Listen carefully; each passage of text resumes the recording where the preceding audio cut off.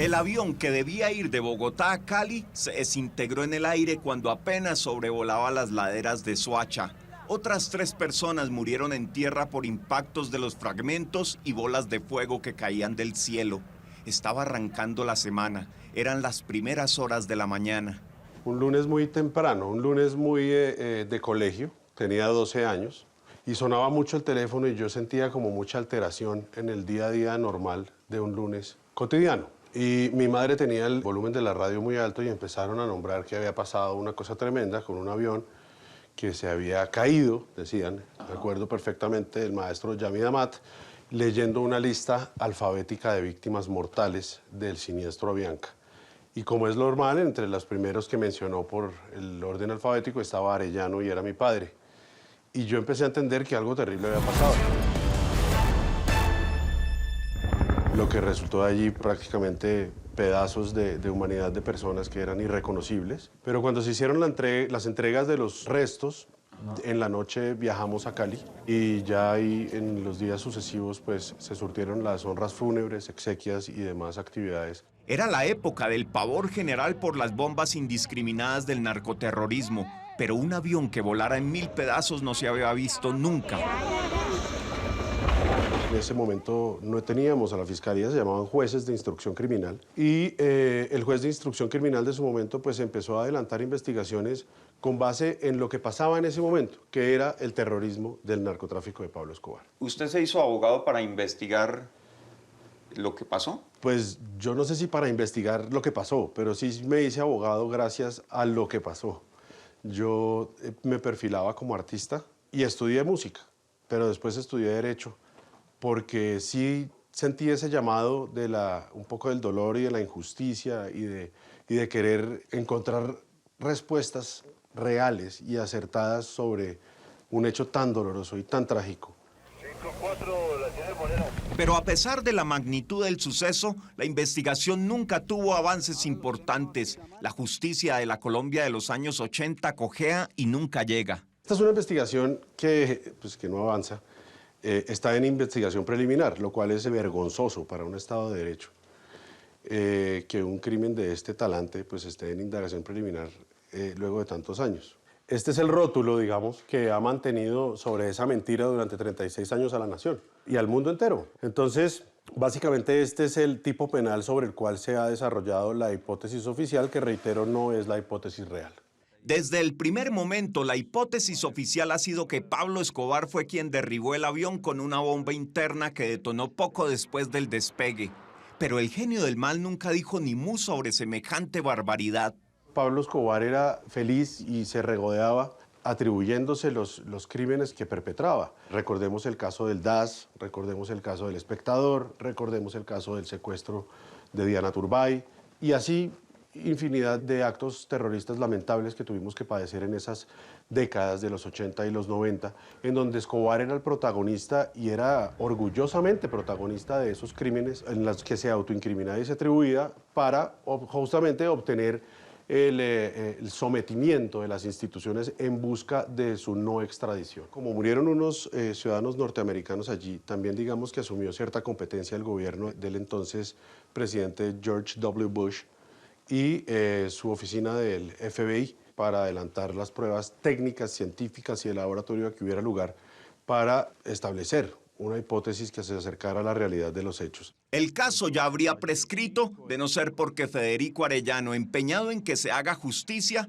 lo presentó a la Corte Interamericana de Derechos Humanos y consiguió que ese tribunal internacional lo declarara de lesa humanidad.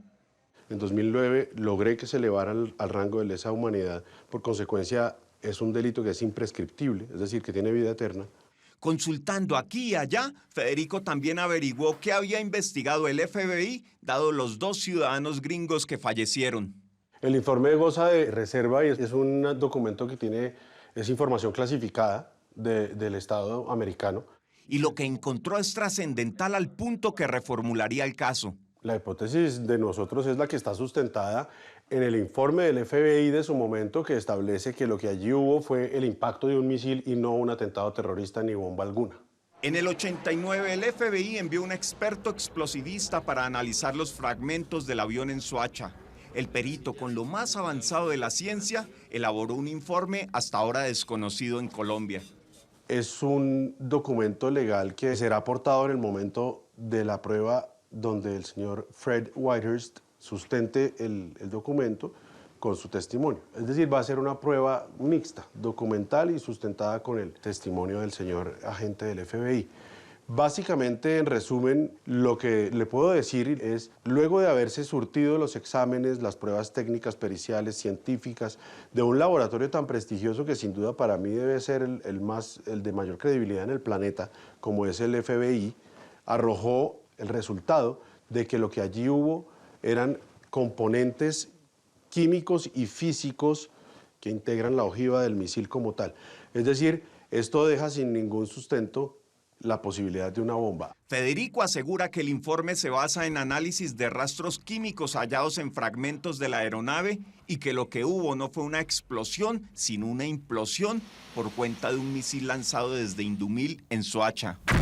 Lo que establece es que el avión implotó, no explotó. Es decir, que el avión fue impactado desde lo exterior hacia lo interior, no de adentro hacia afuera, como sucede obviamente en una explosión. Hasta ahora el único que ha pagado cárcel es La Quica, un lugarteniente de Pablo Escobar extraditado a Estados Unidos y condenado a varias cadenas perpetuas. Federico cree que es inocente. Y en el proceso concreto de La Quica, ¿cuál ha sido la versión de él? ¿Qué ha dicho? Que él no tuvo nada que ver en eso, que él no estaba participando en ningún acto terrorista y que ahí no hubo ningún acto terrorista. Es decir, todo concuerda con la tesis de la teoría del caso que yo hoy planteo.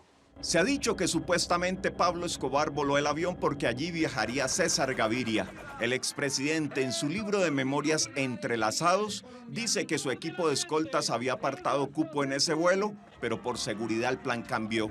Él no viajaba para esa época en aerolíneas comerciales, porque él había sido justamente declarado objetivo militar por parte de los grupos narcotraficantes. Como bien lo sabemos, enarbolaba las banderas de la extradición y demás y proponía estas políticas públicas y eso era justamente lo que no querían estos bandidos. Y entonces él no iba a viajar en ese avión porque él decía, yo cada vez que pensaban que me iba a montar en una aerolínea, el avión se desocupaba o nadie iba, entonces generaba un pánico adicional. Entonces esa es otra que está completamente desvirtuada. Aquí está mi padre en el avión presidencial con su buen amigo Belisario Betancourt. Y esta foto es importante porque esta foto es de pocas horas antes de su muerte. Así murió mi padre. Tenía 42 años cuando lamentablemente me lo arrebataron. Lo tengo en mi chaqueta y lo tengo en mi brazo.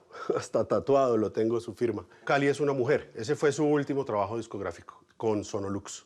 Y usted, en su batalla de años de insistir en que el proceso se mueva, que tenga algún desarrollo, ¿qué busca? ¿Cuál es su pretensión con que el caso no quede lleno de polvo? Mi pretensión es la verdad. Y mi pretensión como consecuencia de la verdad subsiguiente es la justicia y la reparación.